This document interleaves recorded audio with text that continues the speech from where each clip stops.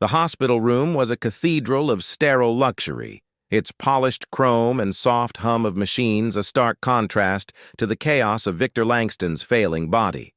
A billionaire tech mogul, Victor lay in a private suite at Johns Hopkins Medical Center, surrounded by 20 of the world's finest doctors, each one stumped by the mystery ravaging his health. His skin was sallow, his hair falling out in strange patches, and his gums had taken on an unsettling hue. The best minds in medicine were grasping at straws: autoimmune disorders, rare cancers, exotic infections. But none could pinpoint why a man worth billions was slipping toward death. Yet, in the shadows of this high-stakes drama, a night shift housekeeper named Lena Harris saw something no one else did. What she uncovered would not only save Victor's life, but unravel a conspiracy that would shake the hospital's elite to their core. Lena was invisible to most. At 42, she was a black woman who mopped floors and emptied trash cans, her presence barely registered by the doctors who breezed past her in their pristine white coats. But Lena wasn't just a housekeeper.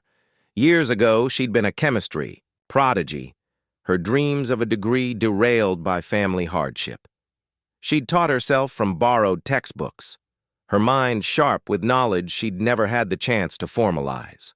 As she worked her nightly rounds, she observed Victor's symptoms with a clarity the doctors lacked: yellowing nails, the peculiar pattern of hair loss, the faint metallic sheen on his gums. To Lena, these weren't random. They screamed poison, thallium, a rare and deadly heavy metal. But who would listen to a housekeeper with no credentials? The spark of suspicion came from a seemingly innocuous detail: a sleek bottle of hand cream brought religiously by Victor's friend, Marcus Tate. Marcus, a charming venture capitalist with a disarming smile, visited daily, always placing the cream on Victor's bedside table, urging him to use it for his dry skin. Lena noticed how Victor's symptoms seemed to worsen after Marcus's visits.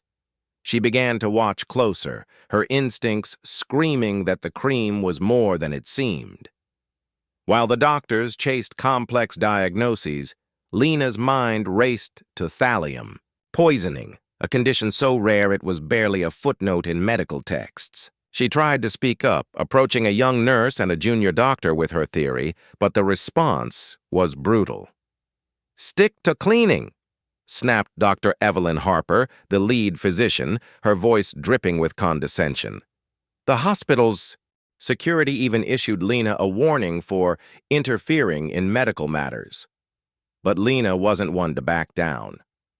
In the dim confines of the hospital's maintenance room, she conducted her own investigation. Using her self-taught chemistry skills, she smuggled a sample of the hand cream and ran crude tests with scavenged supplies. Her heart pounded as the results confirmed her fears. Traces of thallium, unmistakable in the telltale color change of a sodium rhodizonate reaction. Armed with her findings, Lena pieced together a dossier: SIML system, symptom logs, visitor records, medical references, and her own test results. She knew she was risking everything, but Victor's life hung in the balance, and she couldn't stay silent. The conference room was a battlefield of egos when Lena burst in, uninvited, during a critical meeting about Victor's deteriorating condition. The doctors froze, their faces a mix of shock and disdain as the housekeeper stood before them, clutching her makeshift evidence. "He's being poisoned," Lena declared, her voice steady despite the room's hostility. She laid out her findings: the thallium symptoms, the hand cream's contamination, Marcus's suspicious behavior. Dr. Harper scoffed, calling it preposterous, but Dr. Caleb Nguyen, a younger physician, hesitated, intrigued by Lena's precision. She explained the chemistry, the sodium rhodizonate reaction, the accumulation of thallium through skin contact, and cited medical texts she'd studied on her own. The room teetered on the edge of dismissal until Dr. Nguyen demanded a test. Hours later, the results came back: thallium in Victor's blood, thallium in the cream. Lena was right. The hospital erupted into chaos. Security footage revealed Marcus tampering with the cream, and he was arrested within hours. Victor was immediately started on Prussian blue, a drug to flush the toxin from his system, and his condition began to stabilize. Dr. Harper, red-faced, issued a grudging apology to Lena, but the shift in the hospital was palpable. Colleagues who once ignored her now nodded in respect. The FBI called Lena in, stunned by her insight. She recounted her journey, years of self-study, nights spent poring over chemistry books, and the keen observation that saved a billionaire's life. The hospital granted her paid leave to assist the investigation and began discussing a new role that matched her talents. Victor, recovering in his suite, summoned Lena. Grateful and humbled, he offered her a full scholarship to complete her chemistry degree at Johns Hopkins and pledged financial support for her family. Lena, tears in her eyes, accepted, her long-buried dreams within reach. Months later, she enrolled as a student, her days of mopping floors behind her. She became a toxicology intern, her expertise earning her a place among the hospital's elite. Yet, whispers of doubt lingered among some staff, their biases hard to shake. Lena didn't care. She was too busy breaking barriers. Her story spread like wildfire.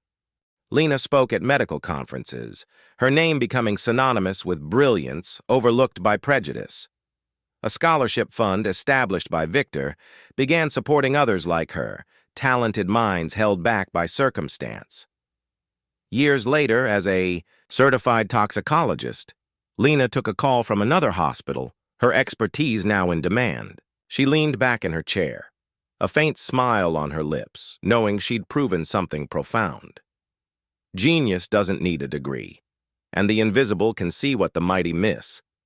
The hospital room, once a place of despair, had become a stage for Lena's triumph, a testament to the power of intellect and tenacity over a system that too often dismissed the unseen. Her legacy wasn't just saving Victor Langston, it was showing the world that truth could come from the humblest places, and that no one, no matter their station, should ever be ignored.